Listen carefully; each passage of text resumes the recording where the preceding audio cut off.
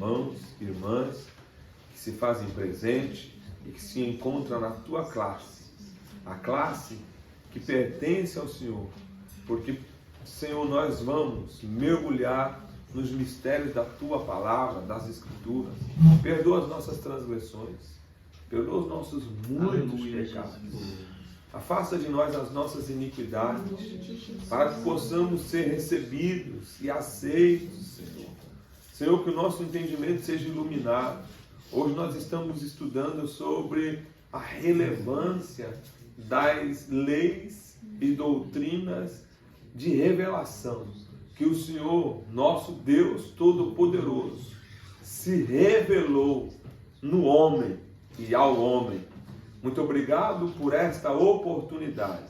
E a cada formando e a cada um dos teus filhos, são servos, ministros da tua palavra, que possamos crescer no conhecimento, mas nada, Senhor, se pode comparar à tua graça.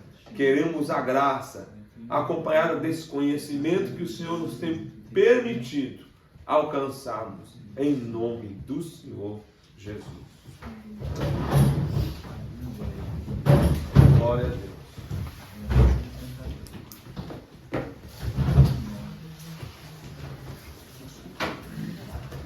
Senhor. Gênesis 1:1.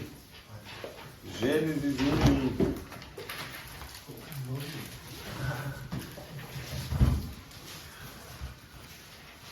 E aí, ó, quem acompanhou, eu vou ler aqui, ó. Claro, irmão, eu estou lendo aqui só para dar uma guia para vocês terem uma noção. Eu estou lendo sobre a relevância do Pentateuco. A relevância do Pentateuco. O estudo do Pentateuco se reveste de especial relevância. E essa importância é compreendida quando se medita em 6 pontos em que estão fundamentados. Primeiro ponto: ser ele a parte inicial da revelação escrita de Deus ao homem. Então, o primeiro ponto que vocês vão entender é que a lei foi escrita. Só que o Pentateuco é uma lei escrita onde? Me ajuda aí. Aonde foi escrita a lei? Nas tábuas da lei. Nas tábuas, nas pedras. Então, aquela primeira revelação de Deus revelando as suas leis foi escrita nas tábuas, nas pedras, tábuas de pedra de Moisés lá. 2. Nelas estão contidas as grandes profecias acerca do Messias vindouro, que também é identificado através dos tipos, das figuras e dos símbolos existentes nas pessoas, coisas e fatos mencionados nele. Por exemplo, texto do Gênesis no capítulo 3 declara que o Messias distribuirá ou destruirá a serpente, e por inimizade entre ti e a mulher, entre a tua semente e a sua semente, esta ferirá a cabeça e tu lhe ferirás o calcanhar. Está em Gênesis 3,15. 3. No Pentateuco encontra-se o cerne das grandes doutrinas da Bíblia, por exemplo. E aí a gente vai se ater aqui hoje. Ó. Deus, que é a doutrina da Trindade, é apresentado como o Criador do céu e da terra. No princípio criou Deus os céus e a terra. Correto?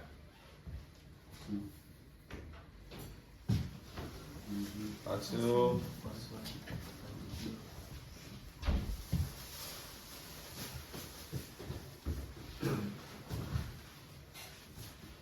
Depois a gente vai estudar, não é? Sobre doutrinas específicas, pode?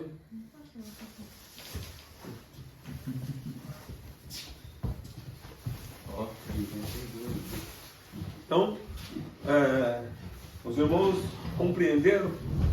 A primeira doutrina,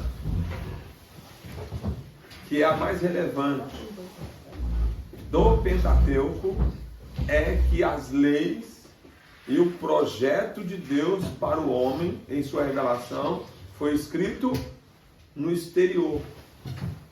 Foi escrito na pedra. e seguido como normas e regras na pedra. Só que, se isso se perdurasse, se ficasse só no exterior e não houver uma mudança no interior, então as pessoas no mundo, todas elas, conhecem as leis. Todo mundo praticamente, até uma criança, depois de instruída, conhece as leis. Porém, o que faz o homem e a mulher ter uma transformação de comportamento não é o conhecimento das leis que estão fora, mas daquilo que mudou dentro. Então essa é a principal base da nossa aula de hoje.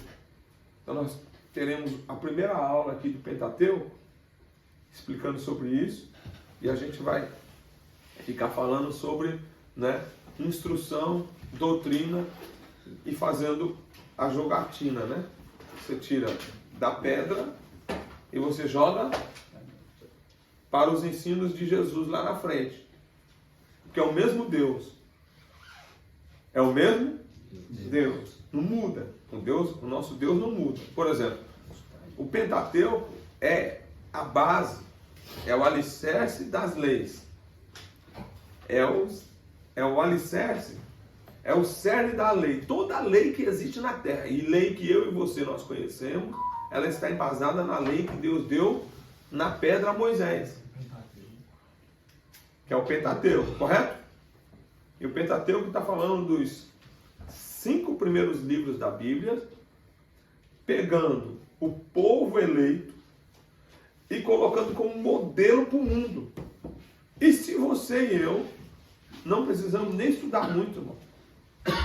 Todas as leis da terra estão baseadas ou embasadas na lei de Moisés. Por exemplo, vamos brincar um pouco aqui. Me fala uma lei aí, eu sei que todos vocês conhecem, me fala uma lei do Pentateuco que vigora até hoje. Assassinato. Não matarás, correto? Pode roubar? Não. Pode matar? Não adulterarás. Não adulterarás. Pode adulterar? Aí o povo está querendo mudar a lei, mas ainda não mudou, não. Então são coisas que são básicas. Evidentemente, no Pentateuco, dentro do Pentateuco, nós não temos só os 10. Os 10 são o cerne de que toda pessoa pensa que o Antigo Testamento, ou, né, toda a estrutura da lei está embasada em 10 mandamentos. Tem 613 mandamentos. É, meu Fátima? 613. É muito mandamento, irmão. Paulo vai dizer assim, ó. Você não pode viver pela lei. Mas tá dando conta dos 10, imagina 603. Você está conseguindo entender? Ele vai dizer, você não pode ficar vinculado pela lei. Porque quem vive pela lei não pode tropeçar em nenhuma. Não pode tropeçar? Nenhum. Se você guardou 612 e errou em uma, pecou na 613. Ou você cumpre tudo, ou você tem que ter a graça mesmo. Amém? Nós conseguiríamos cumprir? De maneira nenhuma. Por isso que Jesus veio. O único que cumpriu. Quer ver uma lei que no Pentateuco era a lei? Jesus veio e... Eu vou dizer que aboliu, não aboliu, né? Porque ele aumentou. Que foi a lei do cumprimento do sábado. Jesus, ele anulou ou ele cumpriu o sábado? Cumpriu. Você sabe uma das coisas que Jesus falava lá no Pentateuco?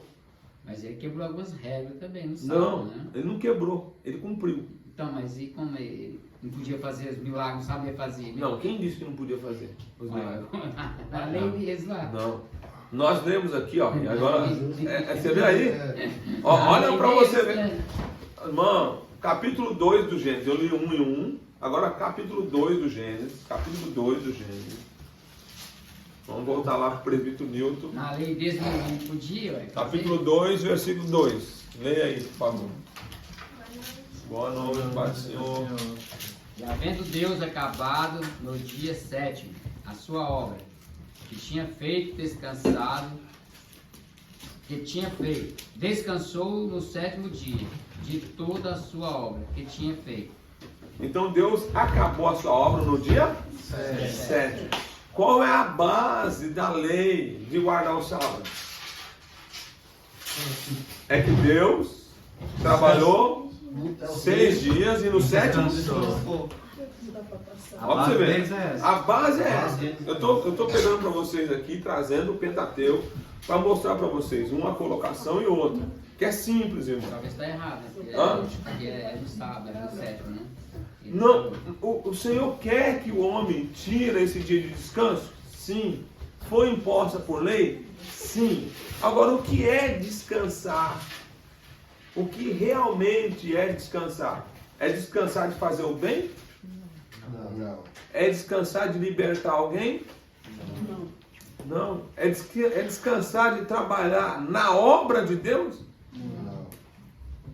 Ele está dizendo, nenhuma colocação muito simples e clara, que você tem que parar tudo que você está fazendo e separar um tempo para Deus. É isso que ele está querendo dizer. O sábado aqui tem uma conotação mais de uma informação pré-figurada de que você tem que ter tempo para Deus. Por exemplo, vou dar um exemplo para nós.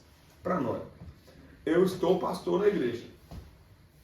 Se eu trabalhar na igreja, estou dando aula aqui, eu estou envolvido com as coisas de Deus. Sim ou não? Sim.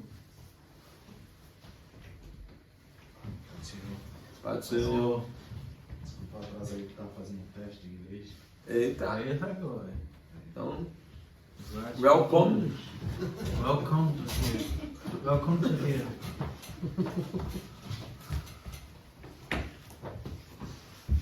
irmãos, vou repetir. Se a irmã Fátima passar o dia todo na igreja, limpa, canta, prega, tal, na igreja, ela está envolvida na obra de Deus. Agora, o que é o sábado para a irmã Fátima? Fala, irmã Fátima, o que é o sábado para tu? A senhora passou todo dia na casa de Deus, fazendo a obra de Deus, cantando, pregando, tal. Qual é o sábado? O descanso. Que realmente o Senhor está querendo mostrar no sábado é que ela está envolvida com a obra de Deus. Agora, o sábado ela está envolvida um tempo para Deus. Ela e Deus. Os adventistas, no caso, utilizam, prega, mas faz do jeito errado. Não, eles estão pregando que você tem que guardar o sábado.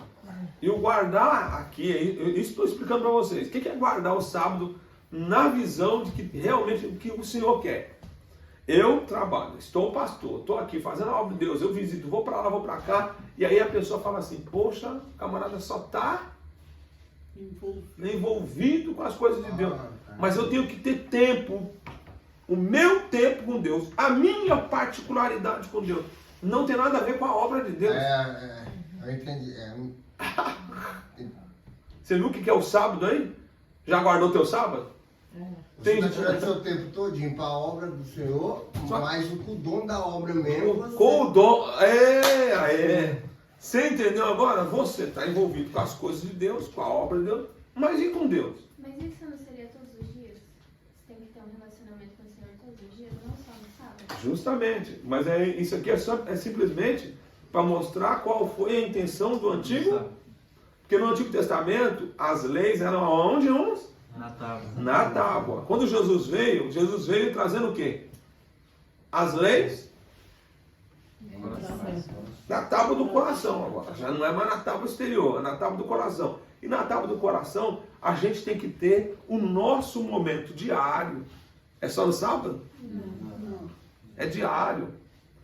Paulo vai dizer assim muito mais enfaticamente: orai em todo tempo. Orai em todo tempo. Você tem que estar ligado, orar em espírito, tá vigiando. E aí? Então é aqui que entra a dificuldade da pessoa compreender, quando você começa a ler a Bíblia, trazer o Pentateuco para cá. Jesus foi o único. Então quando ele trabalhou no sábado, Jesus nunca trabalhou no sábado para ele.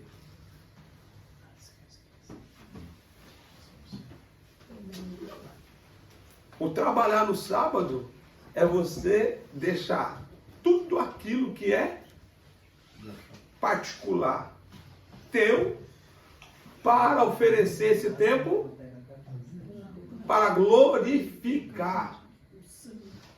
Glorificar. Glória tem que ser para o Senhor. Então aqui vamos lá, voltando aqui, ó. Veja só. Trindade. Que é, depois dessa aula do Pentateuco, em cima do Pentateuco a gente vai entrar, né, na aula da Trindade ou da divindade. Trindade ou divindade. Vou começar a explicar para vocês. O que é Trindade, irmão? O que é Trindade? Essa palavra Trindade já está trazendo uma conotação de quê? De três. Agora, essa palavra não está escrita na Bíblia. Então, em bibliologia, você não vai encontrar a palavra Trindade. Você não vai encontrar isso. Nós estamos no Pentateuco, mas eu estou fazendo a jogatina aqui. Correto? Trindade. Irmão Félix, Trindade. Está referindo o quê? Três. Sim ou não? Sim. Eu vou desenhar um triângulo equilátero. O que é um triângulo equilátero? Hã? 3 lados. Vamos ver se eu consigo, hein? Tá lembrando desse triângulo aí, pastor? Do ano, foi passado, foi atrasado de psicologia. O senhor fez esse triângulo aí, ó. Só que aí esse mudou ele agora. Muito bem. É 10.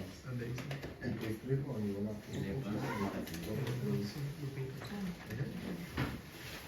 Correto?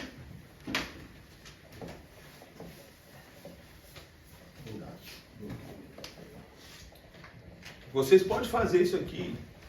Vocês podem até desenhar isso aqui, tá? Você faz isso aqui, ó.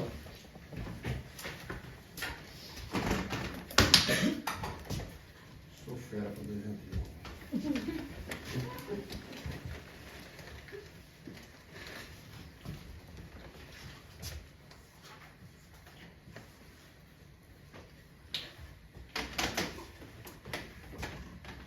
Aqui, ó, eu escrevo.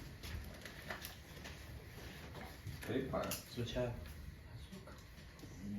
Vai. Tem dessa açúcar aqui, tá? Foi especificado.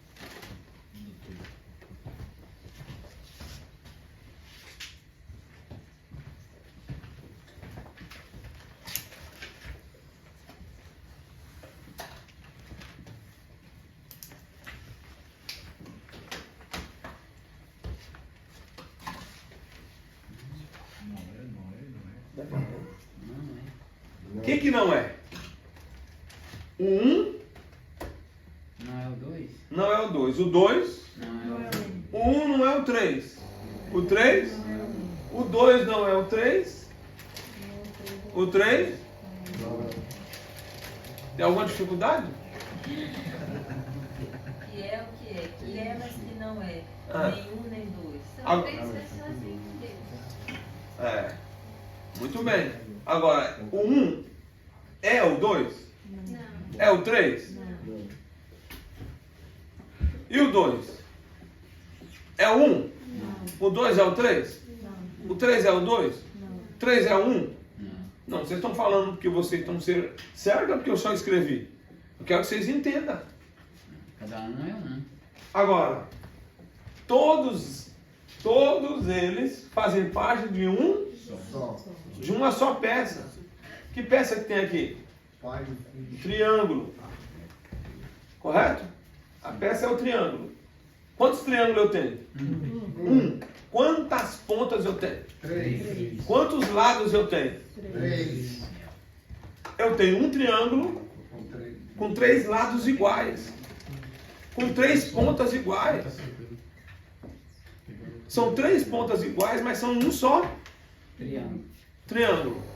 Eu usei o triângulo só para falar que existe só um Deus. Então aqui no meio eu escrevo o quê? Deus. Correto? Isso aqui é Deus. Deus. Agora, quando eu faço isso, eu dou o nome de trindade. Então é trindade de quê, irmãos? De Deus, né? Não, trindade de Deus não pode ser. Não é trindade de Deus. É trindade de quê? Isso aqui, eu preciso que vocês peguem isso aqui. Se eu falar que é trindade de Deus, eu estou dizendo que tem 3 deuses. Do Pai, do Filho. Então, é trindade... Três pessoas. Opa, trindade de quê? 3 pessoas. De pessoas. A trindade é de quê? Deus abençoe, irmãos. Quando vocês ouvirem essa palavra, trindade, você já atribui a pessoas. O testemunho de Jeová vai tentar jogar a trindade de deuses. Ó, que foi aquilo que ele falou. Tem 3 deuses. Não, não tem 3 deuses. Só tem um Deus. Quando falar Deus, você percebeu? Isso aqui parece uma brincadeirinha. Parece simples e não é tão simples do jeito que parece. O triângulo com as 3 pessoas é Deus, correto? Tem como separar? Tem como separar? Quando eu falo Deus, os 3 já estão embutidos. Mas quando eu falar o número 1, se eu colocar o número 1 como Pai, correto? O número 2 como Filho e o número 3 como Espírito Santo, então isso aqui é importante que vocês, isso aqui é importante que os irmãos peguem, isso aqui é muito importante, correto? O Espírito Santo não é o Pai não é, o Espírito Santo não é o Filho, o Filho não é o Espírito Santo, o Filho também não é o Pai, e o Pai não é. Agora, o Pai está no Filho. Por quê? Porque o Pai está no Filho, o Filho está no Pai, o Espírito. Por quê? Tá falando, aí, quando ele fala isso, ele joga a divindade. A mesma essência que o Pai tem, o Filho tem. A mesma essência que o Espírito tem, o Pai tem e o Filho tem. Você entendeu? Estou falando de essência, que é a essência da divindade. Deus significa divindade. Eu vou escrever isso separadinho para vocês escrever no caderno e depois vocês, ó, Deus é igual divindade, correto?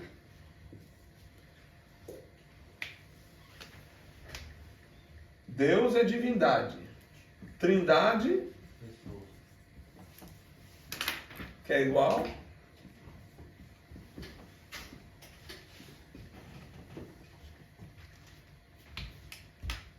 isso aqui é a parte mais importante.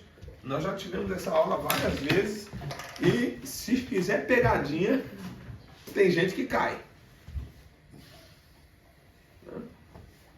Entendeu, irmã? Tem gente que cai. Quer ver? Vamos fazer uma provinha? Vamos? Irmão, vamos brincar? Deus está aqui? Sim. Como é que Deus está aqui? Como é que Deus está aqui? Em espírito?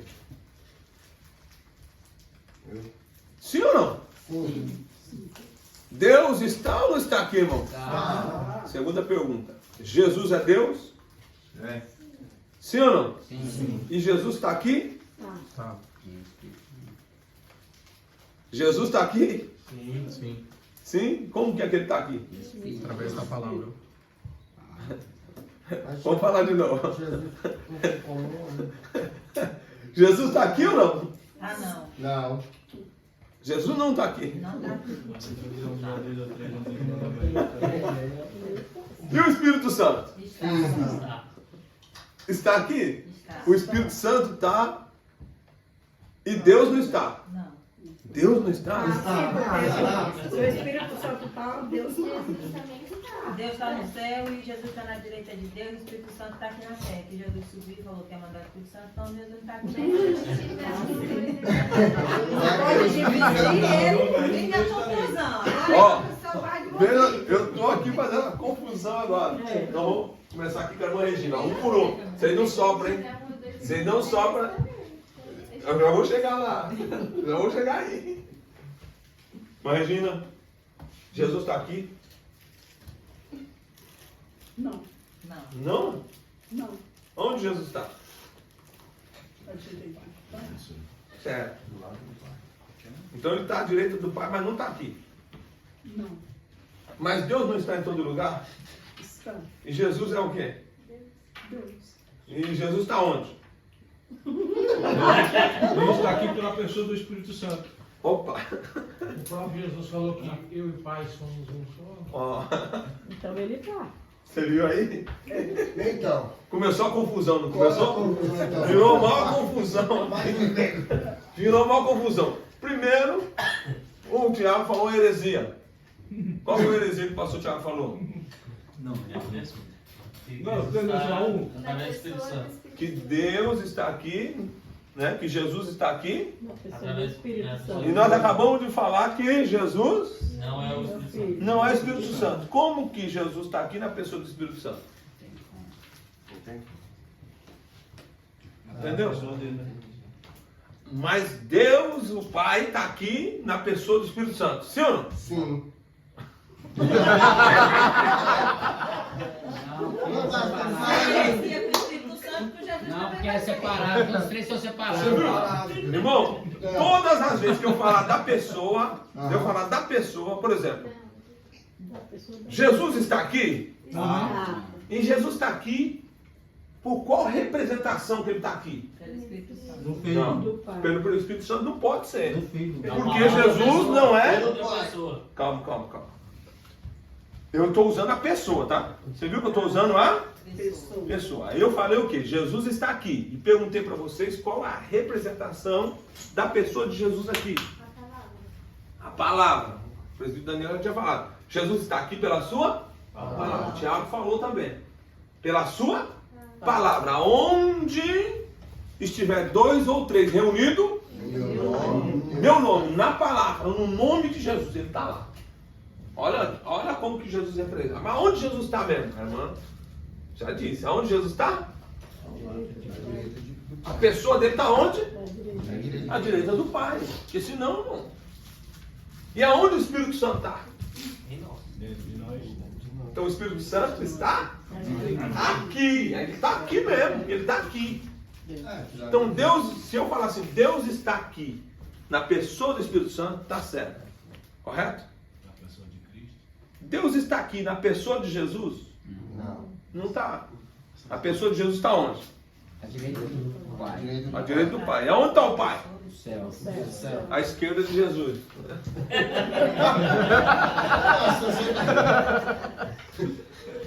Mas irmão. É só para vocês. Mas a gente está brincando, mas parece que enquanto você vai se descontraindo, o que é importante é você ter convicção. Porque quando eu falo de pessoas, eu estou falando de pessoas. Agora, Jesus é Deus. Jesus é Deus. Aí você vai dizer, não é assim que se fala, Jesus é Deus. Jesus é uma pessoa da... Não, pera, Jesus é uma pessoa... Da divindade. O Pai é uma pessoa...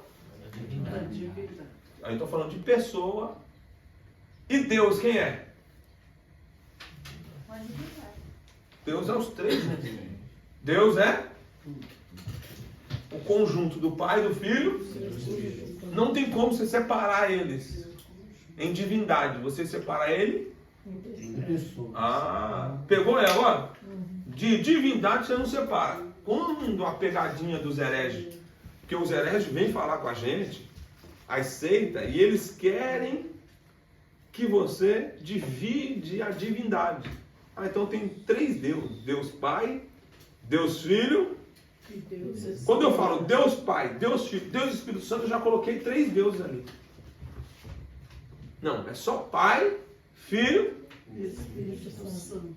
Você não vai falar assim, ó, em nome do Deus Pai, em nome do Deus Filho, em nome do Deus Espírito Santo. Não, em nome do Pai, do Filho e do Espírito Santo. Você não coloca Deus na frente. Porque o Deus na frente, você está colocando três deuses. Você vai colocar só Pai, Filho e Espírito Santo. Correto? O Pai, o Filho e o Espírito Santo está falando que as três pessoas da divindade estão ali. Ou seja, Deus está aqui. Quando você vê, aonde está escrito isso aí? Você vai ler assim, ó. Quando o anjo Gabriel aparece para Maria e anuncia para Maria que ela vai estar gerando um filho no ventre, ela pergunta assim: como será isso, visto que eu não conheço o varão? O Gabriel vai dizer para ela assim: descerá sobre ti o Espírito Santo. A virtude do Espírito Santo descerá sobre ti. A sombra do Pai te cobrirá. Pelo que o santo que está sendo gerado em você vai ser chamado Filho de Deus. Então a Maria, ela ficou cheia da Trindade ali. Deus veio morar na Maria, irmão. Pensa num negócio desse. Descerá sobre ti o Espírito Santo. A sombra do Altíssimo te cobrirá. E ela está gerando dentro dela o Filho de Deus. A Trindade está dentro dela. Ela sobe cheia de Deus. Mano. Vai dar uma mensagem aí. Ela está dentro dela com a Trindade. Deus está dentro dela. Não está só dentro dela Jesus, a pessoa, sendo gerada. A Trindade está nela. Foi isso que a Bíblia disse. Você já leu isso ou não? Se você não leu, a gente lê. Pastor, tem uma pergunta? Sim. Nós adoramos o Espírito Santo. Sim. Sim. E por que eu posso adorar o Espírito Santo? Porque ele faz parte. Ele faz parte da divindade. Ele é Deus. Você adora Deus, então você adora. E eu oro para o Espírito Santo. Pode orar. Agora, qual a instrução de Jesus? É para você orar pelo Espírito Santo? Qual a instrução de Jesus? Orar sempre ao Pai. Em nome. Você pode orar pelo Espírito Santo. Está orando errado e vai dar certo. E por que será que vai dar certo? Porque quando você ora errado, o próprio Espírito Intercede ao Pai. nós não sabemos orar como? Mas se você está dando a honra para o Espírito Santo, não tem nada de errado. Pode honrar ele quando você quiser. E muito vai ficar alegre com isso. Porque ele é Deus também. Porque é Deus. Ou seja, quando você adora o Espírito Santo, você está adorando a todos. Quando você adora Jesus, você está honrando a todos. Quando você honra o Pai, você honra a todos. Pastor, então se eu falar Deus Pai, está errado? Quando você fala Deus Pai, não é que você está falando errado. Correto? Deus Pai está errado. Mas quando eu coloco Deus Pai, Deus Filho, Deus Espírito Santo, que é uma forma da gente, é uma expressão. É a expressão. Mas você está na sala de aula. Então você vai ver muita gente falar isso. Quantas vezes eu estou dando a bênção apostólica e eu faço do jeito que está lá escrito. que a graça do Senhor Jesus, o grande amor de Deus, o Pai, e a comunhão do... Você viu que entrou a Trindade ali. Eu não precisava falar Deus, Pai. Só falava que a graça de Jesus, o grande amor do Pai. Do Pai. Se eu falar o grande amor de Deus, não tem problema. Porque o Deus é o amor de todos eles. Deus é todos eles. Deus são os três. É um Deus em três pessoas. Mas quando eu estou falando da pessoa, eu vou dar conotação à pessoa. Eu quero falar com a pessoa do Pai, a pessoa do Pai. E eu sei que o Pai é Deus. Eu sei que Jesus é Deus. E eu sei que o Espírito Santo é Deus. Mas se eu falar Deus Pai, Deus Filho, Deus Espírito Santo, quando você pega isso na literalidade, para quem está ouvindo, São três, né? Suou três. Mas por isso que é complicado se eu falar Deus Pai. Eu não posso falar Deus Filho, nem Deus Espírito Santo, mas posso falar Deus Pai. Não, você não pode falar. Eu estou dizendo que não é que você não pode falar. Você vai falar. Nas cartas de Paulo, ele fala Deus nosso Pai. Sim, Deus, o nosso Pai. Ele está querendo dizer da divindade e ele quer se direcionar ao Pai. Mas quando eu falo Deus, eu já estou explicando para vocês. Deus são os três. Existe um só Deus. Ele vai falar assim: façamos o homem a nossa imagem. Quem é que está fazendo? É o Pai? É o Pai. Os três. Quem está fazendo? Os três. É o Pai? Não. Se fosse só o Pai, ele ia dizer: eu faço. E quando ele fala façamos, quem está fazendo? Os três. Os três. Correto? Os três colocavam no barco. Você viu? Me ensinei errado. Os três é só. Os Nossa, três. mano. Não, mano. Mas a irmã vai conseguir entender. Veja só. Isso aqui só aparece literalmente na encarnação. Isso aqui aparece literalmente no Antigo Testamento, no Pentateuco, em qualquer lugar que você vai ver no Antigo Testamento, você não vê Pai, você não vê Filho, você só vê que o Espírito de Deus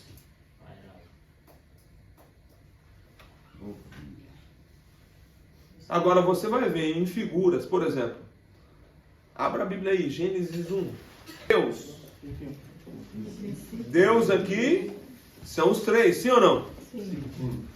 Agora ele vai começar a separar as pessoas, entre aspas, tá? E a terra era sem forma e vazia, e havia trevas sobre a face do abismo, e o Espírito de Deus se movia sobre a face das águas. Verso 3. E disse Deus: haja luz. Essa luz aqui está com esse haja luz. E houve luz. Sim ou não? Sim. Quem é essa luz? O Espírito. Jesus.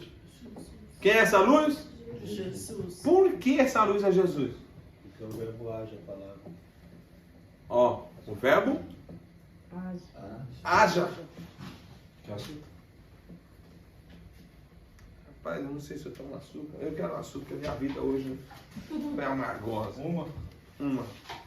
Veja só. Um cafezinho ou Quer não, já. Irmãos, haja. No princípio era o verbo, e o verbo estava com Deus, e o verbo era Deus. no princípio era o verbo, mais que café? e o verbo que fala haja, quem é o haja? Que é o verbo de haver, de existir. Foi Jesus que existiu? Foi isso? No 2 ainda fala assim: ele estava no princípio com Deus. Ele estava, No princípio estava Deus. mas quando a gente for para lá, se pegar o Gênesis, esse aí é João já, né? Ele estava no princípio com Deus. Você troca, você tira o princípio e escreve assim: ele estava no Gênesis. Que é o princípio de João. Não já o princípio de João é muito antes do princípio de Gênesis. Captou isso, né? Não, Fátima? Entendeu? Ou não? Não. Vocês entenderam? Porque ó, eu perguntei para ela, mas eu sei que tem muita gente olhando com 2 olhos abertos. É pegadinha, né, pastor? Os 2 olhos fechados. É pegadinha. Vamos lá?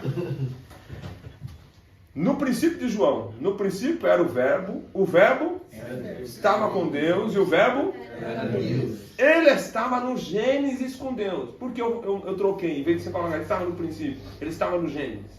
No princípio, antes de ser criado os céus e a terra, você viu o que eu li aqui? No princípio criou Deus.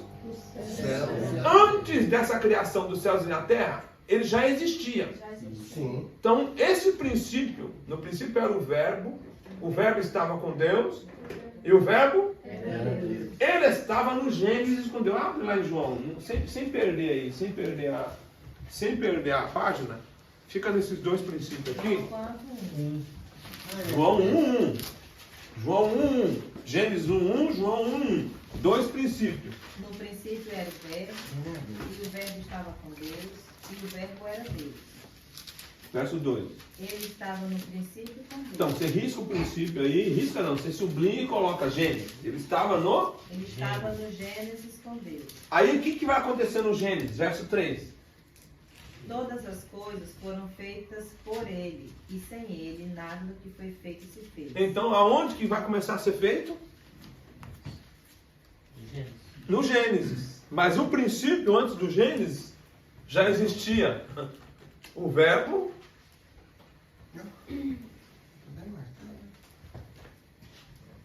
Pegaram isso aí? Sim. Entendeu, meu Marcos? Sim. Tem dificuldade aqui. Aqui já ficou mais fácil. Sim ou não? Sim. Pastor, eu não entendi por que essa luz aqui é Jesus. Não é não? E disse Deus, haja luz, se Jesus já estava lá, como é que Jesus ouve vir aqui? É porque é o seguinte. A diferenciação, quando você começa a ler o versículo, ela fez a pergunta e é boa, porque nós estamos aqui para isso. Vamos lá? Ó, verso de número 4. E viu Deus que era boa a luz. E fez separação entre a luz e as trevas. E chamou de luz o dia, e as trevas chamou noite. E foi a tarde e a manhã do primeiro dia. Por que essa luz é Jesus, irmão? Foi a pergunta da irmã Jaiara.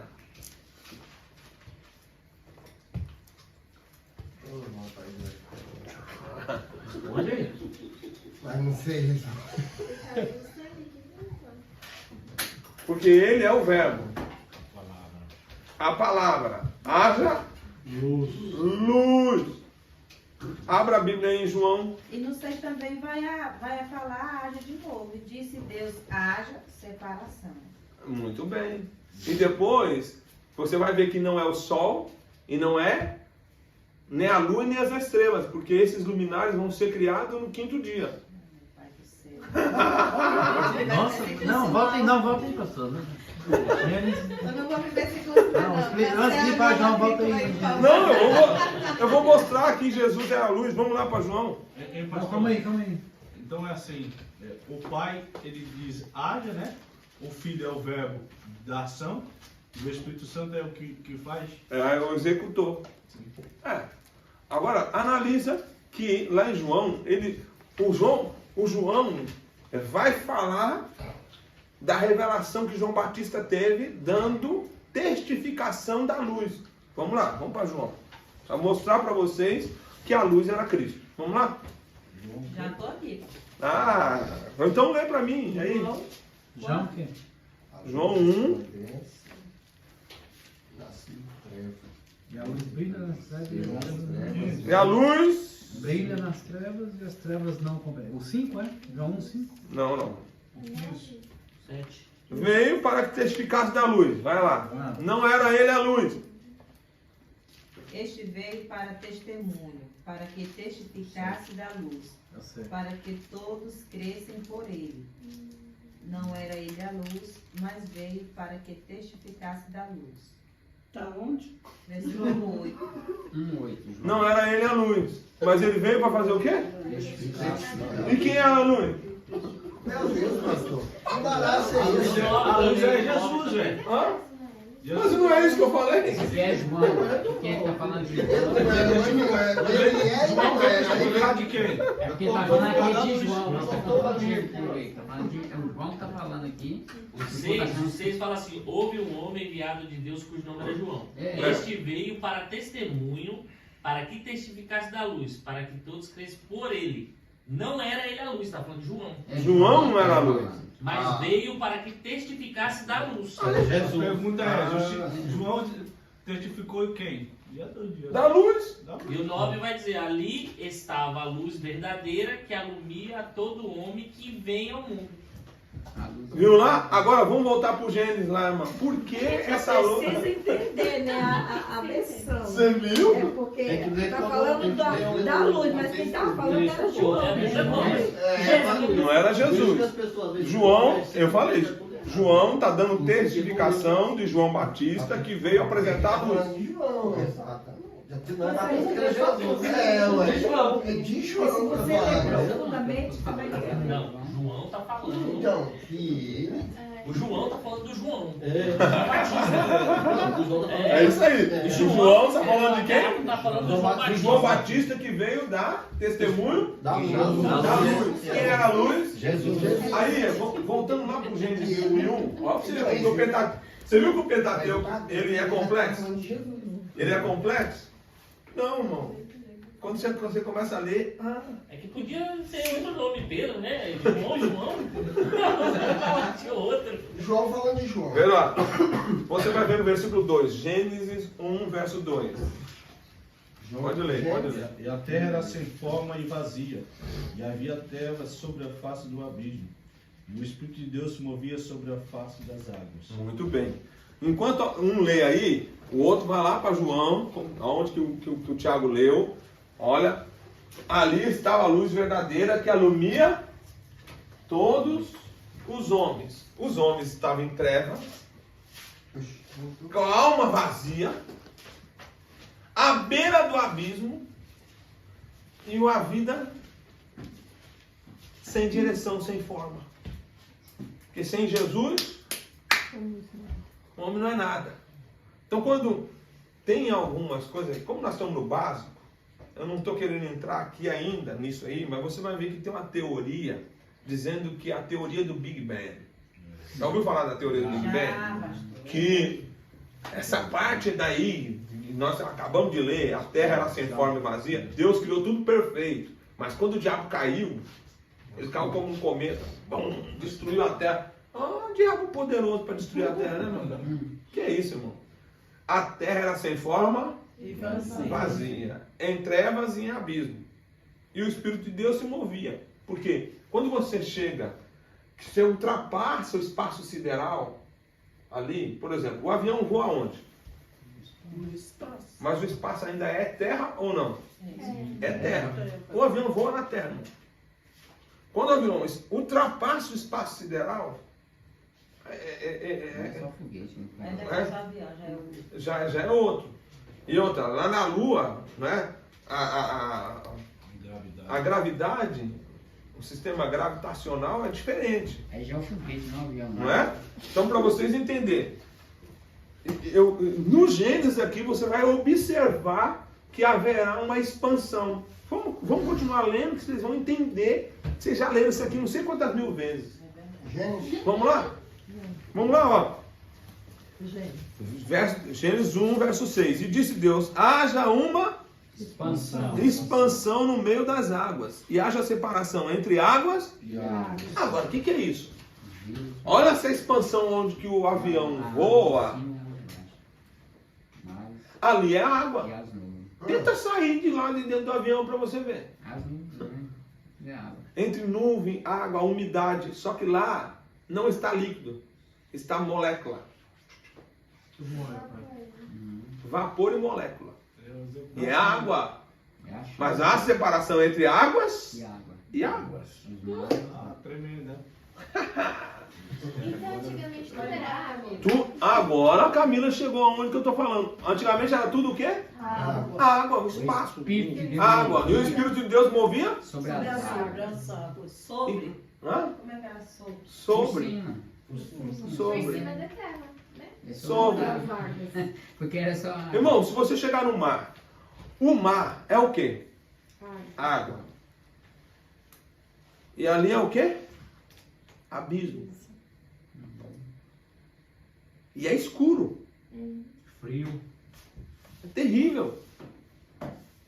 Quando a gente está tentando entender isso pela ciência, pode falar. Lá em 2 Coríntios 4, 6 vai dizer assim, ó, porque Deus, que disse que das trevas resplandecesse a luz, é quem resplandeceu em nossos corações, para a iluminação do conhecimento da glória de Deus na face de Jesus Cristo. Viu lá? Porque só tinha trevas. Só tinha trevas. Aí haja luz. Quando Jesus vem, Jesus é a luz. O haja lá é o verbo e a luz é Cristo. Não é luz de iluminar essa luz aqui, não. Não é a luz do sol, nem da lua, nem das estrelas. Porque o sol, a luz é... Aqui, ó. Você vai chamar, né?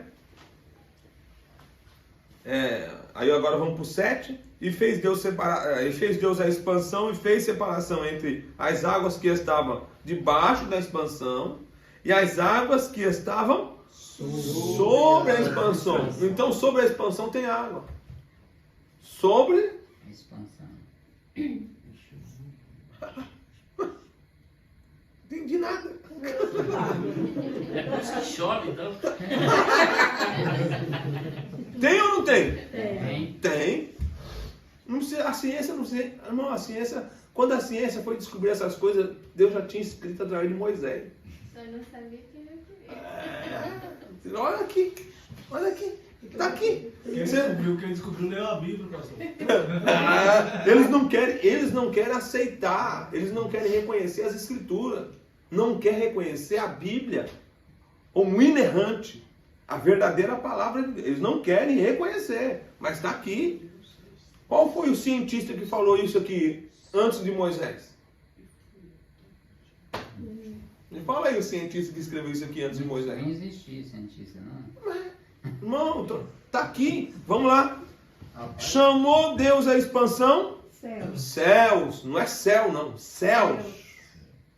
E por que fala céus? Porque tem as camadas, né? Esse céu que a gente voa ainda faz parte da Terra. E tem um outro céu, que é onde está lá os satélites e tal, que é outros céus. E tem os céus, que é a Nova Jerusalém. São 3 céus. João Eu não sei quantos. foi até o terceiro. Alguns falam que tem 7. João foi até o terceiro, né? Hã? Não. Tinha 3 agora. Eu já fui arrebatada até o terceiro. Olha. João foi até o terceiro. Quando eu cheguei ao terceiro, foi no período que eu estava buscando muito o Senhor. Ali eu tive medo. Foi a maior burrada que eu fiz. Agora me diz uma coisa. Esse céu que você foi, estava em primeiro, segundo, estava em andares ou estava em dimensões? Não, é como se existia um céu, esse que nós vê, aí tinha um outro céu. Quando eu passei, que eu ia entrar no outro, eu fiquei espantada.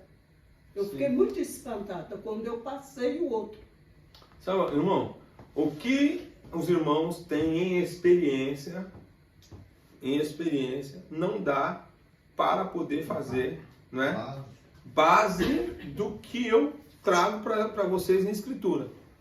Vocês vão pegar a Escritura e todas as experiências vai a quem? Porque eu não tenho como descrever algo se Deus não me levou lá. Deus não me levou. Eu não fui nessa visão. Não fui. Quem foi a irmã Regina. Agora, eu posso mostrar para vocês na Bíblia Sagrada, e é isso que nós vamos fazer, como a gente enxerga a Nova Jerusalém. A Nova Jerusalém é um tabernáculo. Sim ou não? Sim. E ela é composta por 3 compartimentos. Esses 3 compartimentos da Nova Jerusalém, Paulo vai descrever primeiro céu, segundo céu e...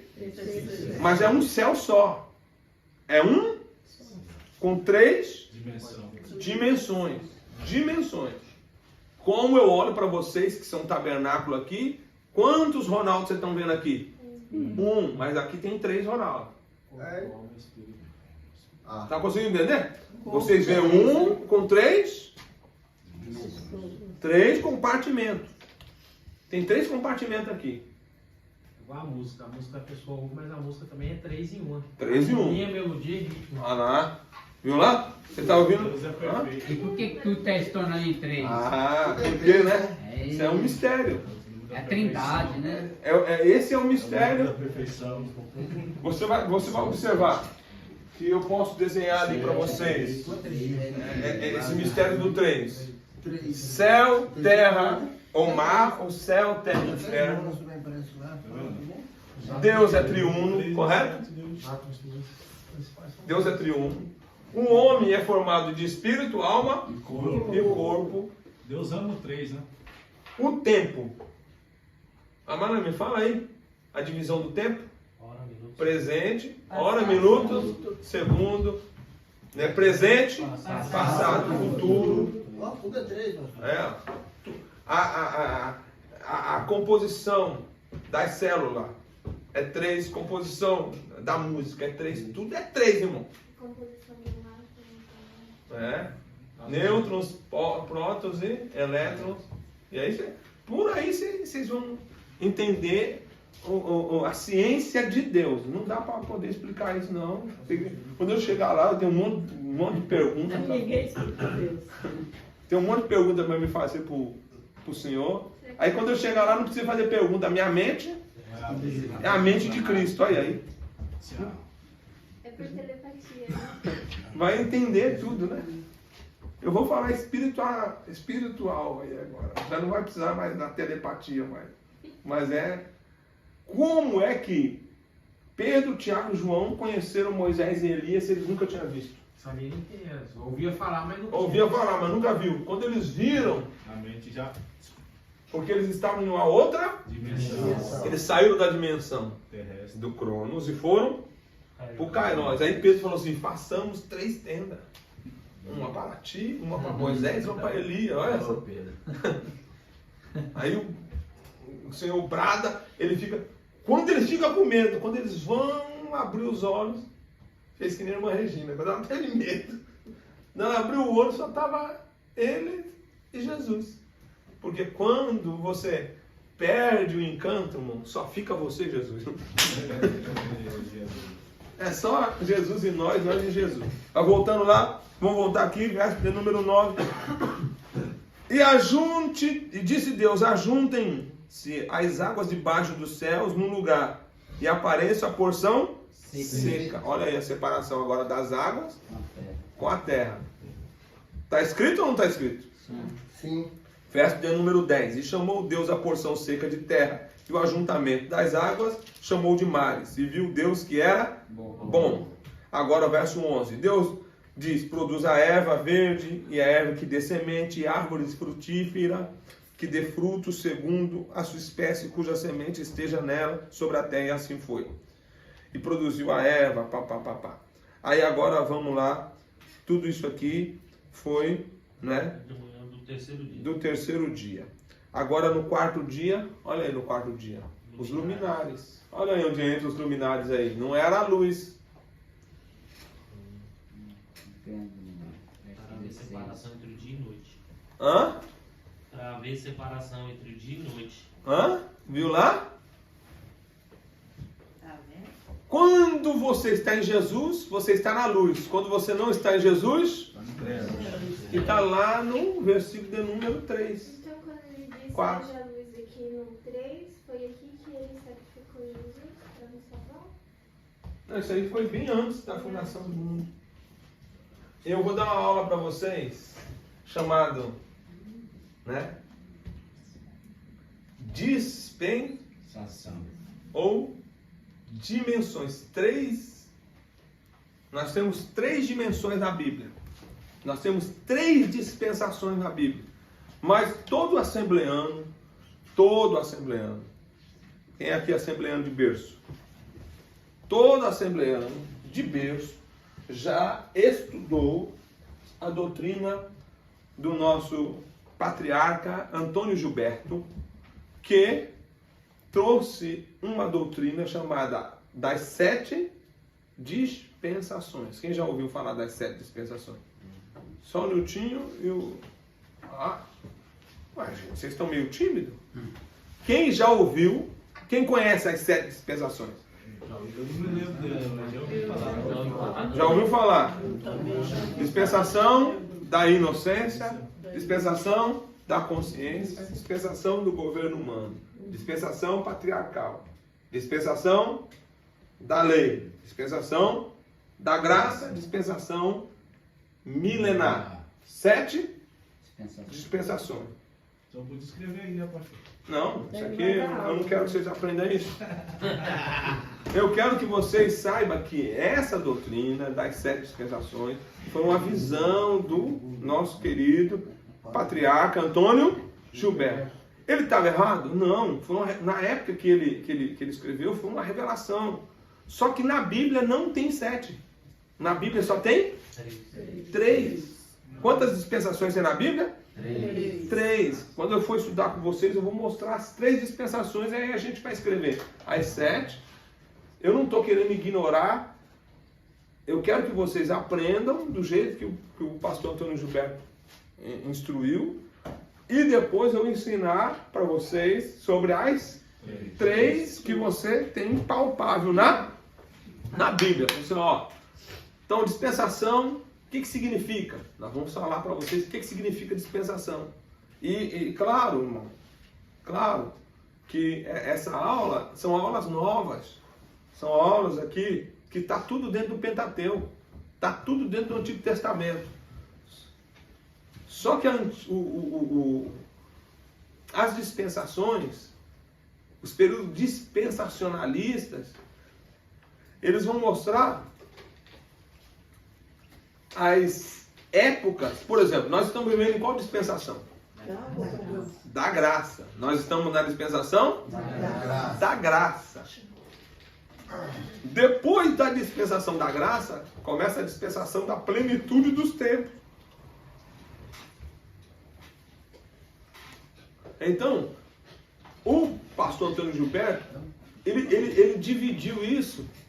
Ele dividiu isso em 7 para dividir os períodos. Então ele não fez errado.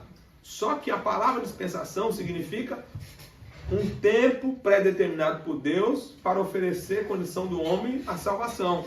Então, na dispensação da inocência, um tempo pré-determinado por Deus para que o homem seja salvo. Salvo do quê? Da inocência? Adão foi salvo da inocência? Adão, na aula que nós tivemos, uma aula passada aqui, que ele estava no lugar santíssimo, ele não estava salvo, não? Aí eu vou salvar Adão da inocência dele. Quem é que quer tirar o teu filho inocente da inocência? É Deus. Mas se a dispensação é um período de tempo para a salvação, essa palavra dispensação aqui não dá conotação de base sólida, dispensação da inocência. Por que eu quero salvar alguém da inocência, irmão? Na inocência ele está salvo. Na inocência ele é salvo. Correto? Rafa fica contou o dia dele que ele saiu do período da inocência. Você tá... A gente ainda está na inocência, a Jalília já saiu. Você consegue perceber isso? Dispensação da inocência. Dispensação da consciência. Ué, mas nós somos libertos da consciência? Quem é que está salvo da consciência? A única forma de você estar livre da sua consciência é quando você está em Cristo, sabendo que em Cristo aquilo que você fez de errado não vai conseguir te acusar mais. Apesar que nós mesmo, irmão, você pode mentir para quem você quiser. Você não mente para você. É verdade. Tá vendo? Mas mentir como? Ah, não, eu não acredito em mim. Não tem como. É algo muito, muito forte. Vocês estão aí, ó? Até pegou aqui agora? Conseguiu perceber isso?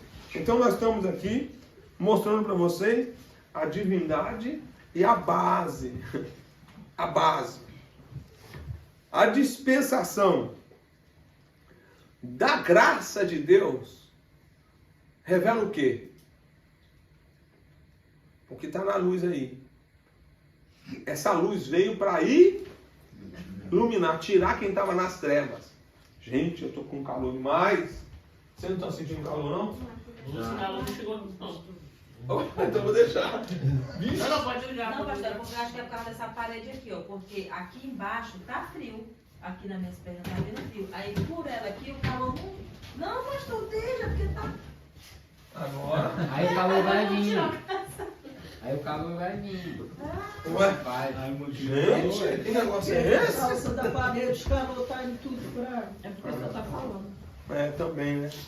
Aí ele tá empolgado. Porque nós somos sentados, ninguém tá falando. Tá movimentado. Tá movimentado.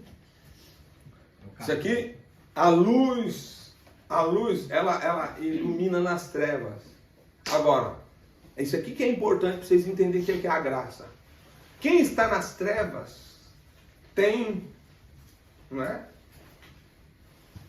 Simplesmente as trevas. Se a luz brilha, ela traz uma claridade para as trevas, porque treva é treva. Treva é? Treva. Você não reconhece trevas, você só reconhece luz. Tá vendo aquela visita que nós fomos fazer, que a menina falou que não conseguia olhar nos seus olhos, Daniel? Ela estava nas trevas. Me diz uma coisa, alguém reconhece as trevas? Mas você está na treva, como você reconhece treva? Está tudo escuro, você não reconhece, você só consegue reconhecer luz. É a luz que traz a definição de alguma coisa. Treva é treva. E eu não preciso nem entrar na área científica aqui para estar explicando isso para vocês. Quem está nas trevas, ele está perdido, ele está desorientado. Ele está sem direção. Cego espiritual. Ele está cego espiritualmente. Ele é falto de entendimento. Está nas trevas. Ausência de luz. É ausência de luz. O que é treva? Ausência de luz. A treva não existe, diz aí o filósofo. Não, mas na física diz que a física explica que não existe escuridão, existe a falta de luz. É igual o frio, não existe o frio, existe a falta de calor. Isso para a física comprova. Então, se você está na escuridão, é falta de Deus. Não é? É falta de Jesus. Mas aí, quando você traz isso aí, você pode ver, ó, quando você traz isso aí, não é que não existe. Ela existe. Ela existe por falta da outra. da outra. Então ela existe. É condicional. É. Todo mundo nasce morto depois de Adão. Provado, então. Existe 3 tipos de vida. Vamos voltar para o 3 aqui, de novo? Já que nós estamos falando dos 3, existe 3 tipos de vida e existe 3 tipos de morte. Física, espiritual. Vida física, vida espiritual e vida eterna. Morte física, morte espiritual, morte eterna. 3. Simples assim. Quem nasce, uma criança que nasce hoje, nasceu morta. Incrível, né? Não é mesmo? Ela nasceu fisicamente, mas ela está morta espiritualmente. Por que ela está morta espiritualmente? Porque ela vai ter que crer em Jesus. Agora, evidentemente, isso aqui é polêmico. Evidentemente que uma criança, um bebezinho, os pais são crentes. O Joshua está ali, tá vendo? Os pais são crentes? Sim. Faz parte da igreja. O que essa criança faz? Parte da igreja. Se os pais não são crentes, essa criança faz parte aonde? Do mundo. Ela faz parte do meio, do habitat que ela vive. Porque ela está ligada, no período da sua consciência, ao ambiente que convive. Uma criança, mesmo na inocência, os pais descrentes, com 2 aninhos, se for do mundo, tá cantando funk. Com a Aninha, esse já canta funk? Então, não corta não. Eu não sei dançar funk. Vou dar para a Elias. Mas é verdade. O que eu quero mostrar para vocês é que a criança, a Bíblia fala lá em Provérbios, até a criança dará conta das suas obras. Quer seja boa, quer seja ruim, porque o período da inocência da criança está vinculado à responsabilidade dos pais. Se os pais fazem parte da igreja, no período da inocência, a criança faz parte da igreja. Pastor, mas não está só assim não, porque as crianças hoje em dia parece que não nascem já com a... Escute, eu vou falar de novo, guarda isso aqui é muito forte, lá na frente nos evangelhos eu vou provar isso para vocês. E posso até dar uma palhinha já agora. Como nos dias de Noé. Como nos dias de Noé. Como foi nos dias de Noé, como foi no tempo de Sodoma e Gomorra. Me diz uma coisa, irmão, tem gente hoje que fica paranoico. Eles já ouviram tantos ensinamentos e até louvores. Do ventre as crianças desapareceram. Desapareceram do ventre de quem? Da mãe crente ou descrente? Não, se for da crente, vai junto. A não ser que a crente esteja meio atribulada. Aí a criança, por ela faz parte da igreja, a criança... Só que é o seguinte, irmão, eu estou dizendo que a criança está vinculada. A criança fica vinculada. Eu não estou dizendo que vai perder a salvação. Salvação é outro departamento. Porque uma criança, na inocência, o período da grande tribulação, é de quanto tempo? 7 anos. Se uma pessoa não crente tem uma criancinha lá, bebê, o arrebatamento da igreja acontece, essa criança fica no período da grande tribulação, os pais ficarão com ela no período da grande tribulação. Se for desviado e ele for querer se consertar, pode ter certeza que o governo vai torturar esta criança ou até matar para fazer o pai e a mãe negar Jesus. E sofrer também. Porque isso fala de grande tribulação. Agora, quando aquela criança morrer, é outro departamento. Ela vai ser julgada na sua inocência. Aí já é com Deus. E aonde que eu provo isso? Eu provo que está escrito. Como foi nos dias de Noé, assim também será a vinda. A minha pergunta para vocês é simples. No dia de Noé, lá, irmã Jaiara, não tinha criança? Então Deus colocou todas as crianças na arca, porque não podia as crianças inocentes parecer.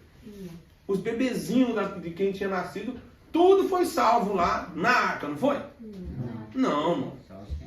Eu não disse que eles foram para o inferno quando morreram afogados. Eu não falei isso. Mas... tem que beber água. Esse homem é terrível. Eu estou mostrando para vocês que o arrebatamento é da igreja, não tem nada a ver com criança ou adulto. Então as crianças que estiverem no ventre da mãe, que não são da igreja, não são crentes, vão continuar lá. Vai ficar no ventre da mãe. E vai nascer no período da tribulação. Por isso que está escrito, ai das grávidas e das que amamentarem naqueles dias, porque vai ter criança. Se o pai for crente, aí o filho vai. Se o pai fizer parte da igreja, quem vai ser arrebatado vai ser a igreja. É arrebatamento de quem? Da igreja. Dos inocentes? Das crianças? Não. É arrebatamento da igreja. Tem que fazer parte da igreja. Pastor, e, por exemplo, e as mães que perderam bebês, que não nasceram, mas que não faziam parte da igreja e depois converteram? O bebê morreu antes? Não, o bebê, a salvação é outro departamento. Esse bebê está salvo. Essa criança é salva. Por que ela é salva? Ela é inocente. Vai ser julgada na inocência. Está conseguindo entender? Até os filhos dos não crentes. Se no período, eles vão ficar aqui, um exemplo. Não subiu. E essa criança morre de fome, ou morre na guerra. Essa criança vai ser julgada na sua inocência. O que eu quero mostrar para vocês é que eles ficam. Se não faz parte da igreja, fica.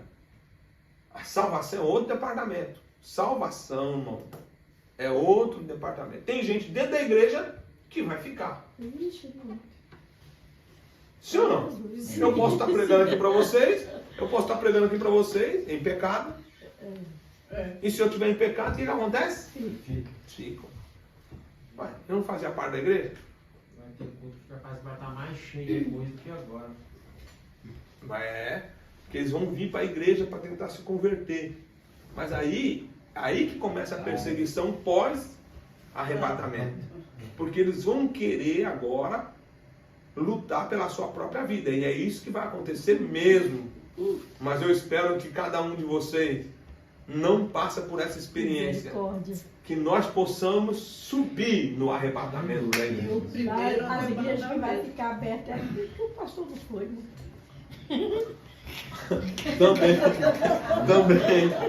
Também. Essa aula aí só vai dar nas últimas, né? Não, a gente vai estar falando sempre, né? Tudo que nós... Escatologia. A escatologia, Porque hoje está muito forte o pós-tribulacionismo, né? O pós-tribulacionismo é porque as pessoas, se eu entrar aqui um pouco, quando a gente quando começar a falar dos livros proféticos, a gente vai entrar na escatologia, que eu vou chegar em Daniel, vou falar muito sobre isso. Mas, irmão, vocês têm que entender, dentro da bibliologia, isso que eu estou explicando para vocês aqui de pouquinho em pouquinho. Eu pego lá no Antigo Testamento e aplico. Eu pego no Antigo Testamento e aplico. Eu não estou trazendo nada novo. Vocês aqui estão conseguindo enxergar algo que vocês leram. Vocês leram. Poxa, leram depressa. Leram de galope. Foi ou não foi? Leram de galope. É aqui, ó. Vocês estão lendo de galope. Quando você pega aqui, ó, e lê comigo o versículo, Gênesis capítulo de número 1. E conforme, né? A Bíblia fala das bestas feras, 25. Do quê? Do Gênesis? Gênesis 1 e 25. E Deus fez as bestas feras da terra conforme a sua espécie. Essas bestas feras, antes do dilúvio, tinha dinossauro. Isso é provado por quem? Pela ciência. Pela ciência, pelos ossos. Como que é o nome daquele cientista? Arqueólogos, né? Arqueólogos aí. Arqueologia. Pastor, dentro desse contexto aí, dessa tecnologia, da ciência, a gente pode também dizer que o mundo também pode ser criado dentro de... que não foi dentro de 7 dias, mas dentro de 7.000 anos. Na verdade, isso aqui, você vê como que é? 7.000 anos. 6.000 anos. 6.000 anos, 7.000 anos, correto? Ah, porque a gente quer trazer para o Cronos algo que é do Kairos. Isso aqui, todas as vezes que você vê a ciência aplicando, são dados científicos que eu preciso de ter mais fé para acreditar nos dados científicos do que eu acreditar na Bíblia. Então vamos para a Bíblia Sagrada. A Terra tem 6 milhões de anos. Milhões? Ah, me ajuda aí, Max. Você que já estudou tanto isso aí. 6 milhões, não sei quantos milhões de anos. Como? Quem é que prova aí? Como que o cara descobriu isso? Isso, eles falam do teste de carbono. Tudo que eles aplicam na ciência é na teoria. Não existe nada que eles conseguem provar. Né? Agora, quando ele chega, é isso que eu quero que vocês entendam. E quando vocês entendem isso, fica fácil de você debater até com quem estudou. Veja só. Oh, então você crê mesmo nisso que você está lendo? Que a Terra tem 6, 7 bilhões de anos. Bilhões, irmão. Não é nem milhões. Bilhões, não sei quantos bilhões. É mesmo, irmão. Então você crê que o homem veio do evolucionismo. Que as espécies foram evoluindo, tal. Como que você prova isso? Não. Tá. Eles vêm trazendo. Aí você fala assim, você crê nisso? Porque para você acreditar no que você está falando, a sua fé tem que ser uma fé inabalável. Ou fé inabalável. O camarada veio da evolução. As espécies foram evoluindo. E eles creem mesmo. Tem que crer. Porque não dá para provar. É tudo teoria. Se não dá para provar a teoria da evolução, não dá para provar a teoria da criação. Eu tenho que usar fé para os dois. Então, se eu tenho que usar fé para os dois, eu vou procurar aquilo que está na Bíblia. Que a Bíblia é mais coerente. Simples assim. Eu não creio na Bíblia só porque eu quero crer na palavra. Primeiro, Deus me revelou a palavra no meu coração. Mas se eu tiver que usar a minha lógica agora, vou nem falar de fé, vou usar a minha lógica para decidir alguma coisa, para eu acreditar no que você está me falando, eu tenho que crer. Se eu tenho que crer no que você está me falando nesse livro, eu vou crer na Bíblia. Pode o caos gerar vida? Uma explosão. Como que uma explosão gera vida? Muito bem. Nunca. Então são discussões que dá para resumir. Está conseguindo entender? Dá para resumir. Porque a ciência traz muitas coisas. Mas a ciência me traz, por exemplo, quando eu falo de dinossauro, porque tem osso visível. Você vai até nos museus e vê mesmo. Não dá para poder inventar um negócio daqui. Então você vai ver que tem umas bestas feras. Tem, as coisas aconteceram realmente. Mas cadê os dinossauros? Eles desapareceram. O cientista veio poucos anos para cá, veio realmente confirmar que a Terra era redonda. Isaías já estava falando que a Terra era redonda. Então são situações que... Agora tem uns teólogos aí, né? Mas eu estou querendo mostrar para vocês aqui que a Bíblia vai falar. Por exemplo, você já viu o Leviatã? Não. E o Leviatã está escrito na Bíblia. E o Leviatã é uma besta fera do mar. E esse Leviatã, a Bíblia fala lá em Jó, que isso aí é uma outra coisa aqui, ó, que eu vou falar algo para vocês, daquilo que eu aplico, que você não vai ver isso em livro de teologia nenhum. Mas da mesma forma que eu não vou ser julgado, se eu for para o inferno, não serei julgado em alma, eu tenho que receber um corpo para ser lançado no lago de fogo. E nós não vamos para o céu em alma, nós vamos receber um corpo para entrar na Nova Jerusalém, como Cristo recebeu um corpo glorificado. Correto? Os demônios que estão corpos espirituais, quando você lê na Bíblia Jesus falando, ali o fogo não apaga. E o bicho subentende-se que eles receberão um corpo monstruoso para ser julgado. Enquanto eles estão lá no abismo, estão em corpos espirituais. No abismo, preso. Agora, se isso é conotado para nós, você acha que Deus vai deixar o diabo ir para o lado de fogo sem receber o seu corpo? Aí a Bíblia fala lá em Jó, atribuindo ao Leviatã a besta que subiu da terra, a besta que subiu do mar. Por isso que a Bíblia dá para o diabo uma conotação de dragão. Alguém já viu o dragão? A gente só vê os desenhos, aquelas coisas que dragão. Então ele vai receber o corpo, seja do dragão, seja do Leviatã, mas que ele vai ser lançado no lago de fogo. Ele vai. E é isso que... Mas ele está onde agora? Brincadeirinha com todo mundo. Aonde está o diabo agora? Esse irmão aqui está esperto, hein? Aonde está ele? Está preso, irmão? Não. Ele está nas regiões... Ele é o príncipe das trevas. E como eu sei que ele está nas regiões celestes? Daniel. Quando Gabriel descia para trazer a mensagem para o Daniel, ele bloqueou ele nas regiões celestes. O habitat dele é nas regiões celestes. A terra não é para ele. A terra não é O diabo. Os demônios vêm aqui e procura, né, se materializar, na verdade, não se materializar, se alojar em corpos. Você viu que quando ele expulsa aqueles demônios, aquela legião do corpo daquele gadareno, ele fala, permita que nós entremos nos porcos. Permita. Então tem lugar, tem casas, irmão, tem casas que o diabo se aloja do território. Então são demônios territoriais. Eles se alojam aonde? No território. Casa. Aí alguém que não conhece Jesus fala, aquela casa é mal assombrada. Não é mal assombrada. É que alguns demônios se apoderaram daquele território. Até chegar um crente. Chega um crente para você ver se o bicho não sai embora.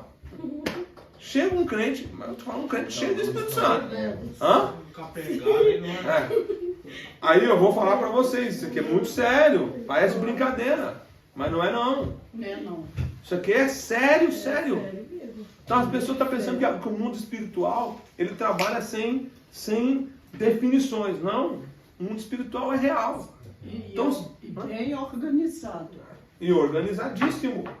Então, estou trazendo para os irmãos aqui o que Deus começa a fazer base no Gênesis. Aí ele vai falar, né? E fez Deus as bestas feras, conforme a sua espécie, e o gado conforme a espécie, e todo réptil da terra conforme a espécie de Deus que era bom. Agora ele vai criar o homem segundo a sua imagem. E você vê toda a organização orquestrada da formação com uma lei que eu deixei por último aqui. Meu Deus. Tem uma lei moral de Deus. Uma lei moral. E isso vocês não podem deixar escapar esses detalhes.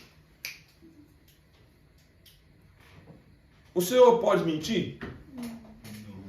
Ele pode ir contra a sua própria palavra? Não. Ele pode ir contra o seu próprio, né, ser moral? Ele não pode, irmão. Deus não pode. Então uma lei que ele cria, ele não pode quebrar ela própria. Então, por exemplo, quando ele criou, eu vou aqui para a eternidade, só para vocês entenderem. Ele está fazendo essa formação toda do homem aqui, mas o diabo, nesse período, já tinha sido lançado. Sim ou não? Sim ou não? Sim. Já tinha sido lançado na terra. Não se engana. Quando ele está formando Adão, o diabo já tinha sido lançado. O piloto já estava heroiando lá, botou para ver o que era aquilo. Agora, a minha colocação para vocês é essa. Quem foi que criou o mal? Deus. É mesmo? Não, Deus não criou o mal. O mal nasceu quando o diabo colocou no coração de ser igual a Deus. Então tá bom. Quem foi que criou o Lúcifer? Deus. Por potência. E como é que ele, criando o Lúcifer, foi a pergunta. Falei que ia trazer essa resposta para você hoje. Vamos lá. Nós temos 20 minutos para terminar essa resposta aqui. Você vai levar essa resposta lá para os seus meninos. Por isso que eu fiquei pensando naquele dia, na resposta depois. Rapaz, eu não estou lembrando da resposta. Ok? Vamos trazer a resposta. A gente vai finalizar essa aula hoje com essa resposta aqui. Mas isso não termina hoje, porque essa aula é muito grande, é muito expansiva. Quem criou o mal? Isaías 45:7. Leia aí. Leia. Isaías 45:7.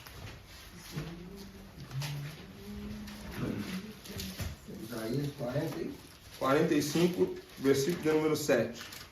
Eu formo a luz, eu e crio as trevas. Eu faço a paz e crio o mal. Eu, o Senhor, faço todas essas coisas. Lê de novo, por favor, irmão. Eu formo a luz e crio as trevas. Eu faço a paz e crio o mal. Eu, o Senhor, faço todas essas coisas. Quem criou o mal? Deus. Agora, como é que Deus criou o mal? A pergunta é essa. Como é que Deus criou o mal? Ele criou o mal de fato? Não. Foi ele que foi lá e fez a maldade? Não. Não. Ele criou o mal por potência.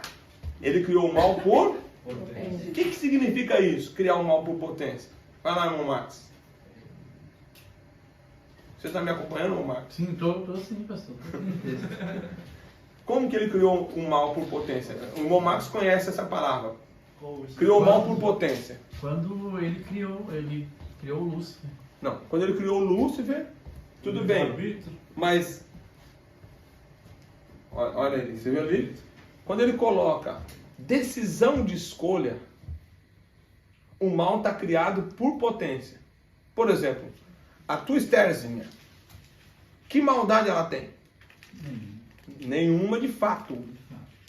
Mas ela tem a maldade por potência. O que significa por potência, irmão? A parte a potencialidade, a possibilidade. O Pietro, que maldade tem o Pietro? A criança tem duas formas de você ver. Por exemplo, eu estou falando de crianças aqui. O presbítero Daniel tem um Miguel. Olha, quantos anos tem o Miguelzinho? 6 aninhos. Então, ele não tem malícia. Ele tem estutícia. É diferente. A malícia vem pela informação que ele vai receber, pastor. A malícia é realmente um sentimento intencional do mal. Ele sabe. E a estutícia é a esperteza que tem. Ele faz a sapecagem, como a gente fala. Ele faz a bagunça, mas ele não tem aquela maldade da consequência. O malicioso tem a maldade da consequência. A estutícia não tem a maldade da consequência. A estutícia toda criança tem. Pode ter certeza que a Estherzinha, ela vai fazer as coisas assim e ainda olha para ver se o pai e a mãe... Estutícia, irmão. Não é malícia. Hã? O meu faz a bagunça, a mãe dele fala, vai arrumar. Ele vem, meu pai vai arrumar, meu pai vem me abraçar e brincar com... Ó, você viu como que é a estutícia? A criança tem isso. Então, dentro dela, Deus fez perfeito. Deus fez? Mas eu falei no início que a criança nasce morta. Sim ou não? Sim. Justamente. E se ela nasce morta espiritualmente, é Cristo através dos pais, da conotação moral, da lei moral que vocês receberam, que a lei moral de Deus, as leis morais cívicas, vai ser aplicada nessa criança, como é aplicado para nós, e ela vai sendo desenvolvida, essas leis morais, dentro dela. Pastor. E aí, só um minuto, para mim conseguir concluir. E aí ela vai decidir se obedece ou não obedece. Então a possibilidade, claro, você vai estar instruindo para o bem, mas a possibilidade dela tender para o mal também é aberta. E quando ele criou o Lúcifer, com livre-arbítrio, livre direito de escolha, o mal está criado ali. Não de fato, mas por possibilidade. Possibilidade. E isso foi o que aconteceu. Quando eles estavam lá em cima, e eu falei para vocês que teve uma eleição no céu, não vou dar essa aula hoje, mas eu estou só falando, quando a gente desenhar, que a gente der versículo, que a gente for para cima, vocês vão entender que eu não estou falando nada que parece um bicho de 7 cabeças. Então, o Aleph é pai. Sabia disso? Olha, irmão, acabei de dar uma aula para você aqui. Por que o Aleph é pai? Por potência. Possibilidade. Se tudo decorrer como tem que ser, Olha aí, você viu? Então, a Jalília e a Fernandinha é mãe. Ela é mãe de fato? Não. Quem é mãe de fato? A Manjayara. A Manjayara é mãe de fato. Concretizou. Ela é mãe de fato. Mas as tuas meninas, as minhas meninas, são mães por potência. Ou seja, Deus já criou com a possibilidade, com a potencialidade de serem mães. É mulher. Já é isso. já está pré-determinado.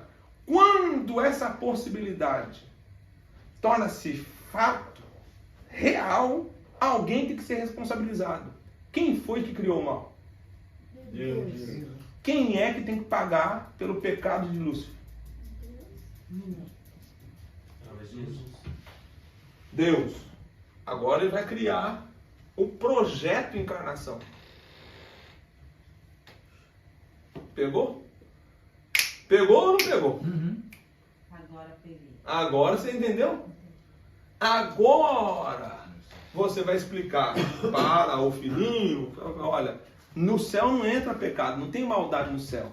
Não tem maldade de fato, mas tem maldade por potência. A pergunta que eles vão fazer, eu já vou dar a resposta, porque eu sei que vocês vão ficar com isso aqui na cabeça, ou eu podia guardar só para me poder brincar com vocês, mas eu não vou deixar ninguém voltar para casa hoje preocupado. A pergunta que vocês vão fazer, né, irmã Regina? Então, não, e agora? Não, a pergunta que eu ia fazer, qual a diferença da criança antes de ser apresentada e depois? A mesma. A apresentação não é para criança. A apresentação é responsabilizando os pais. Para a instrução. O voto diante do altar aos pais, fazendo ali agora o quê? Uma aliança diante de Deus e da igreja que vai ensinar o menino no caminho que deve andar. Como se fosse um casamento. Isso aqui, a apresentação da criança é só para isso. Agora, a criança vai ouvir os pais ensinando ou não. Irmão, deixa eu falar um negócio para vocês. Vocês têm que pôr uma coisa na mente. As crianças já começam a observar. Foi no culto da virada do ano do 30. Aquele dia eu estava assim, gente, eu estava bem chateada. E olha que é menino do céu, sim. Aquele menino, as crianças ficam andando para lá e para cá. Aquele menino, quando chega a hora da oferta, ele já entende que tem que distribuir os votos. E ele chegava e ia dar um envelope e ninguém pegava e fazia assim. Mas aquele dia eu estava tão chateada que eu não fiz assim comentário. Eu falei, tá vendo como que a criança está na casa do Senhor e observando? E ele andava e ia dar um envelope para um, não pegava, e ele fazia assim, voltava cá, ia lá e dava. Vamos voltar aqui. Vamos voltar aqui, ó. Você viu? A criança, ela é envolvida pelo meio que o influencia, correto? Ela é influenciada pelo meio, a criança. Não só a criança, todos nós. Nós somos influenciados. Produto do meio. Não é que nós somos produto do meio, nós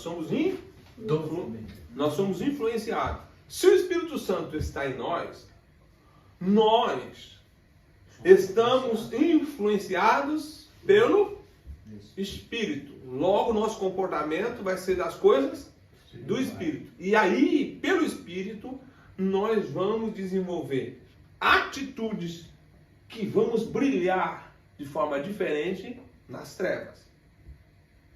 E aí tornamos os influenciadores. Voltando agora para as decisões, preste atenção.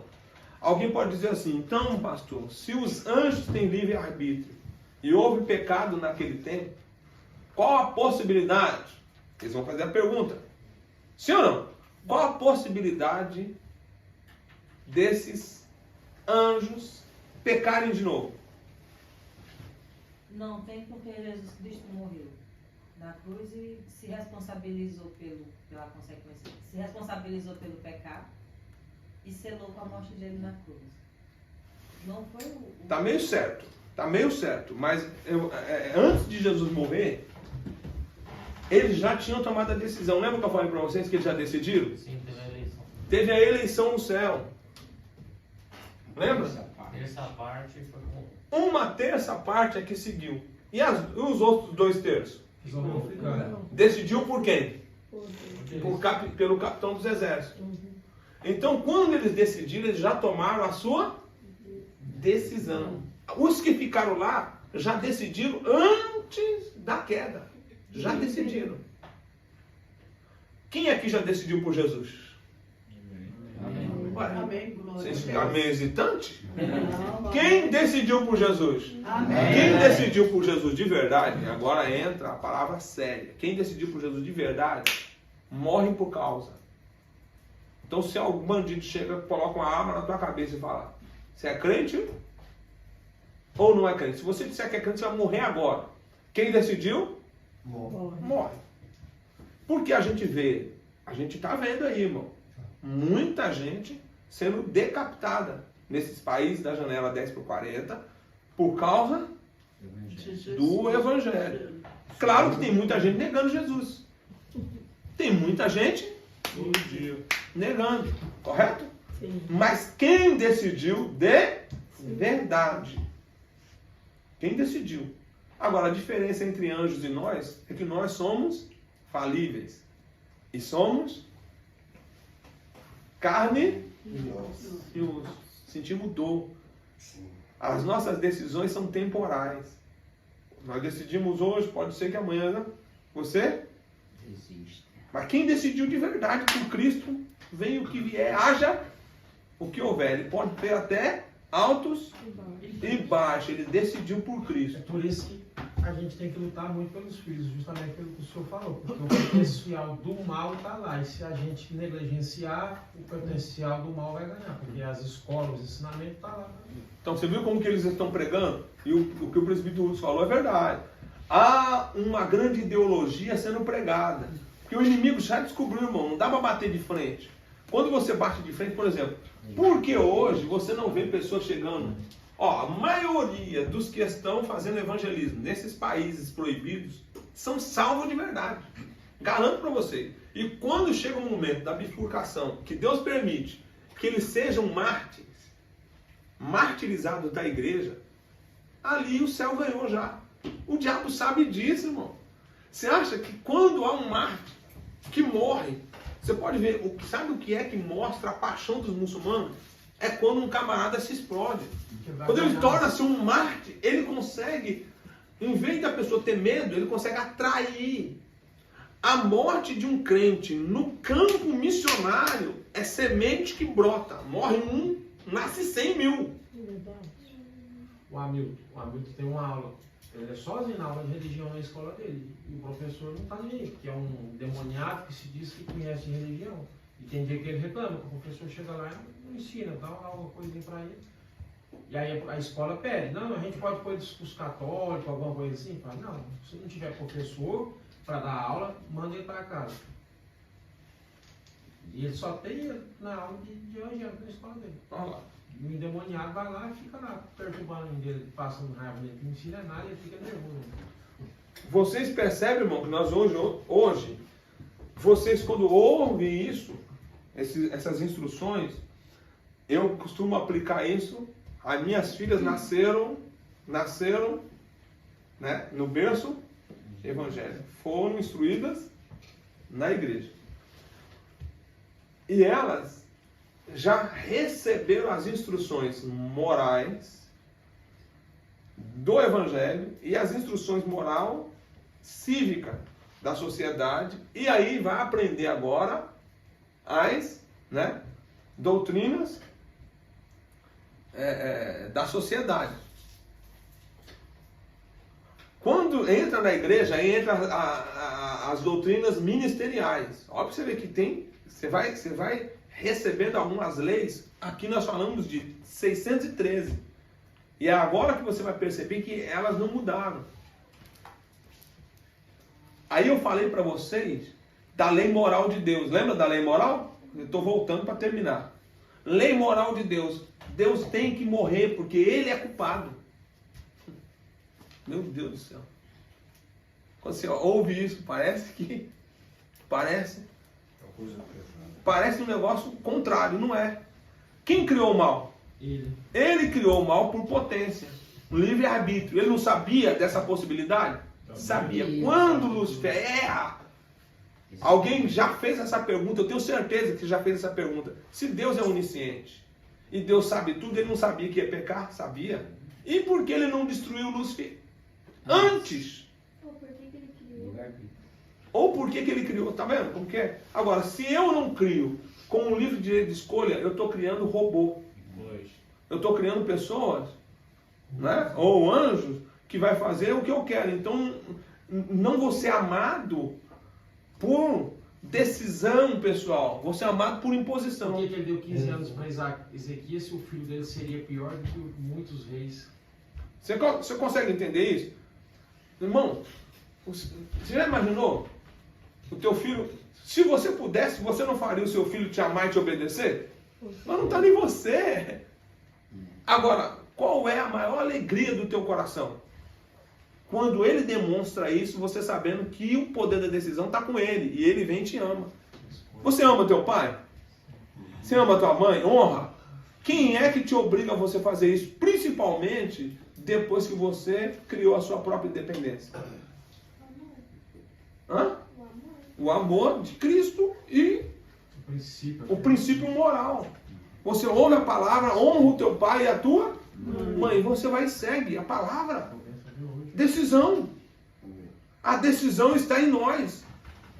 Aí Deus, pela sua condição moral, ele errou. E a Bíblia vai dizer que o Cordeiro morreu antes da fundação do mundo, irmão. Antes da fundação do mundo aqui, o Cordeiro morreu, tinha que morrer porque ele já sabia da rebelião.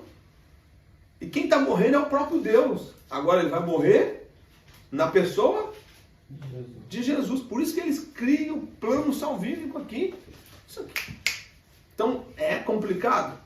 É, a princípio. Conforme você vai ouvindo, você fala, opa, peraí, faz sentido. Faz sentido. Porque agora, aquela decisão... Hã? Esquentou mesmo. Esquentou. Se a aula está pegando fogo ou se a aula está esquentando? Mas se ele não pagar, que depois a gente vai sair do frio. Meu Deus do céu, subiu um vapor aqui. Ó, não, mas já terminou. Já está faltando só 2 minutos. Eu queria que vocês conseguissem entender isso. Esse Deus cria um plano salvífico e ele traz algumas esferas da sua própria moralidade. Quer ver uma moralidade que eu falei aqui na aula, né? Que o diabo quebra ela, é que o habitat dele é aonde mesmo? Regiões celestes. Nas regiões. Então, quando ele vem para a terra, ele está fora do seu lugar.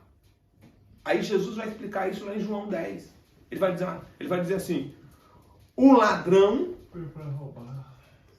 ele não entra pela porta do curral das ovelhas. Porque ele é ladrão, ele é salteador. Então ele entra de forma ilegal. Quando ele está na terra, ou ele entra em algum corpo, ele entra ilegal.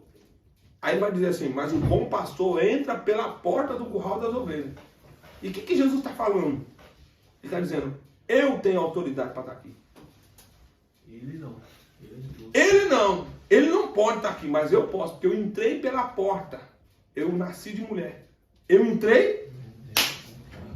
Vocês não pegaram, mano. Pegou o processo seu todo. Eu entrei pela porta. Eu nasci de mulher. Eu me encarnei. Eu vim pela porta. Eu tenho autoridade. Ele não. Ele é ladrão. E eu sou o bom pastor. Eu dou a minha vida. Aleluia. Eita glória. Aleluia. Ai, irmão, até emocionou. Mas isso aqui é muito importante. O Senhor não quebra. Você acha que Jesus viria e quebraria o seu próprio código moral? Ele não pode. Ele vai dizer assim, ainda que nós fomos infiéis, Ele permanece fiel. Ele é fiel. Glória a Deus. Ele não quebra os seus princípios morais. Então, quando você vê a lei, Pentateuco vai falar de lei, sim ou não?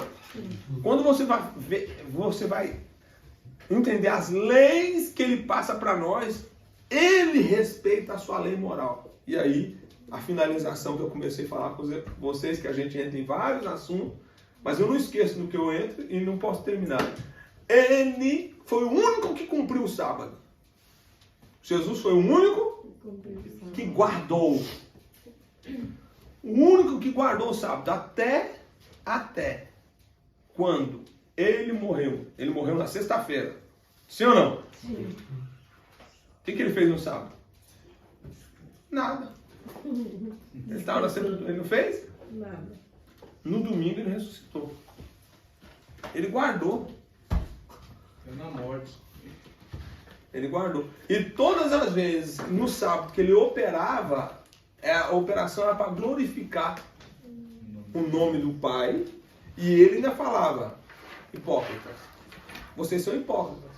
Quem de vocês que no sábado, se o teu boi, a tua ovelha, o teu jumento cair no buraco, você não tira?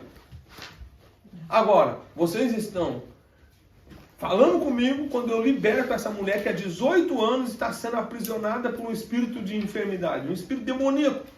Estou libertando ela, essa filha de Abraão. Ele está libertando. Ele não está fazendo nada, ele não está trabalhando. Um homem, no sábado, um homem que tinha uma mão mirrada, entra no templo lá em Cafarnaum. Quando ele entra assim, irmão, era um sábado, o pessoal falou assim: agora eu quero ver. No sábado ele falou assim: você aí? Ele está dentro da casa de Deus, você.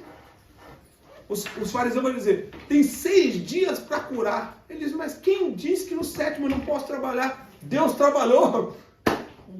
Mas não é trabalhar para você. Se Jesus fosse lá trabalhar para benefício próprio, ele está glorificando o Pai. Levanta, vem para o meio e estende a mão.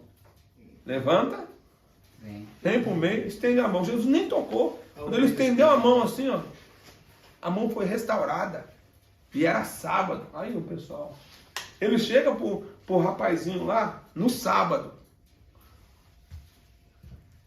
Cospe no chão. Faz lodo, põe assim.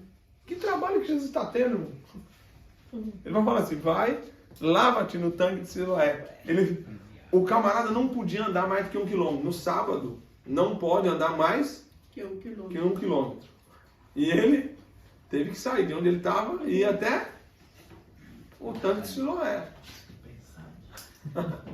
Até hoje, lá nos hotéis lá de sábado, é tudo programado. Nos hotéis que a gente ficou em Israel. Tudo programado para não funcionar nada. Não funciona nada nos hotéis. É programado. Ninguém toca lá nos botões para subir e descer. É programado. Você consegue entender? Não é lei em questão. É muito... Irmão, só que é o seguinte, você vai ignorar o israelita que aprendeu e viveu desse jeito? Não ignora. Mas você está aprendendo. O que Jesus quer da gente? Quando você pegar a lei do sábado, você só tem que lembrar de uma coisa. A lei do sábado é para você guardar o seu tempo. O seu tempo com Deus tem que existir, o seu tempo de oração. A sua forma de lidar na particularidade com Deus. Ler a palavra, ler a Bíblia. Tirar um tempo. Não precisa querer dar durabilidade. Mas dê a qualidade do teu tempo. Você dê a qualidade. Esse momento aqui é o meu momento com o Senhor. Esse aqui é eu e Deus. Não é nada para mim, é para Ele. Senhor, eu quero conhecer o Senhor melhor. Eu quero me dedicar melhor. Senhor, eu preciso aprender mais. Olha, irmão, esse tempo que a gente está dando aqui, querendo ou não, você não imagina como é importante. Você viu que a gente está fazendo isso aqui uma vez na semana, que já é importante, muito importante, porque você está tirando tempo para Deus, é para glorificar Deus, para aprender de Deus, para ouvir sobre Deus, para tirar. Então, todas as vezes que a gente vem para o culto, você viu, ó, eu tenho um culto. Para nós que estamos trabalhando é uma coisa. Para quem está prestando um culto em trabalho, dá para mim fazer os dois. Tem um dia que eu fico assim, eu finalizo a nossa aula dizendo isso. Tem culto que eu quero chorar e a lágrima não vem. Mas não é porque eu quero chorar, porque eu quero mostrar para os outros. Eu quero chorar porque eu estou sentindo. Então, quando eu sinto a presença de Deus, quando eu sinto a graça de Deus, aí pronto. E aí tem culto que você percebe que não é a mesma coisa. Porque a entrega não foi do mesmo jeito. A entrega não foi do mesmo jeito. Você não conseguiu se conectar. E quando você não consegue se conectar, tem alguma coisa que está interferindo na sua conexão.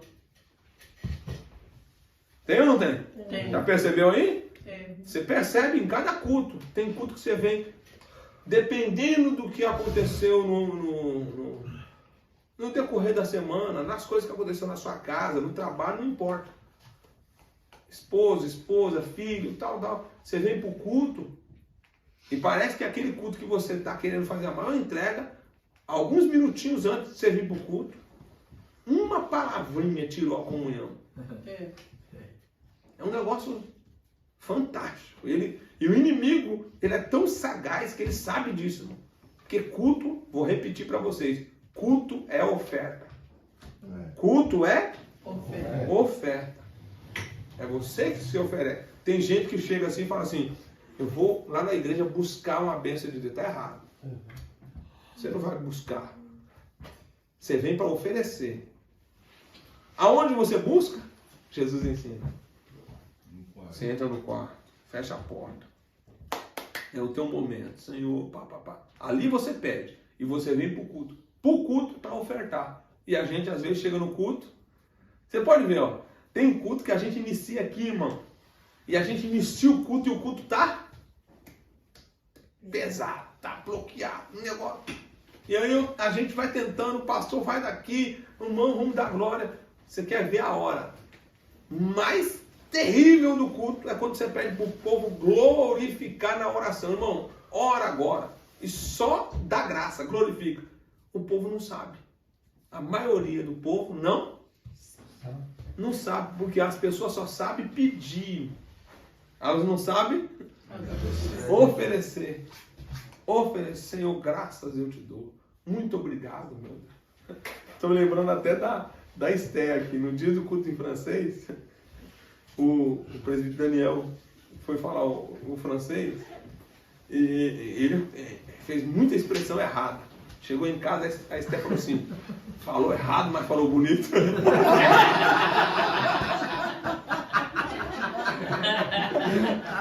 Falou errado, ou seja, a expressão do francês não foi, mas falou bonito. Ou seja, você vê, as crianças... Vamos estar em pé, vamos lá.